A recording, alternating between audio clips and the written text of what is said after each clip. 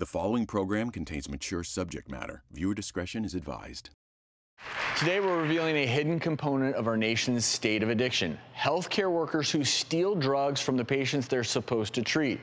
Now imagine being a patient going in for a routine surgery only later to find out you were infected with a potentially deadly disease at the hands of a drug-abusing healthcare provider. 8 years ago, I went in for a routine surgery to remove a kidney stone. 5 or 6 weeks later, I became pretty ill, very fatigued, nauseous, some bronchial stuff, just feeling so off.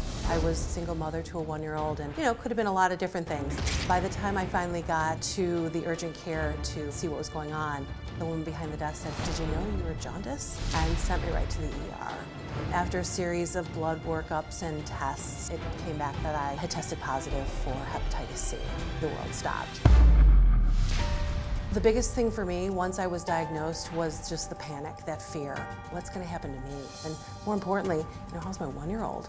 Has she been infected? And so she also had to be tested. And thankfully, she was negative. As I was going through the process of figuring out how to treat myself, there was this nagging piece to all of this. How did this happen? 3 months later, the news broke that I was part of a drug diversion outbreak, and there ended up being 19 of us who were infected with a hepatitis C virus because a surgical tech was diverting fentanyl. She was taking syringes of fentanyl that were meant for patients like myself. She was injecting herself. She was filling it with saline and putting them back on surgical trays. So that fentanyl that was meant for me actually had saline and her hepatitis C virus.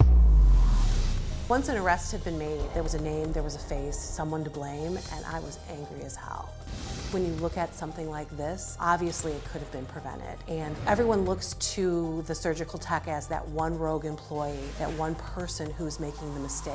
And really, it is more about a broken healthcare system that didn't enforce the policies and procedures and allowed this to happen. Lauren joins us now along with Dr. Gregory Skipper, who treats drug-addicted healthcare professionals.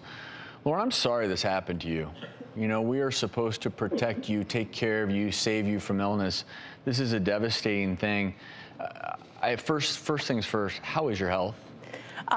Gratefully, I'm doing well. I was one of the lucky few who actually was able to clear the virus on my own after months and months. Thank goodness. Yeah. But there were also, there were 18 others. And I think that for some of the folks who actually did go through the 48 weeks of treatment that they needed to go through, in some cases it cleared and actually came back. And I understand now you've really done a lot of work, even introducing legislation in Colorado, or working on that to help protect others, correct?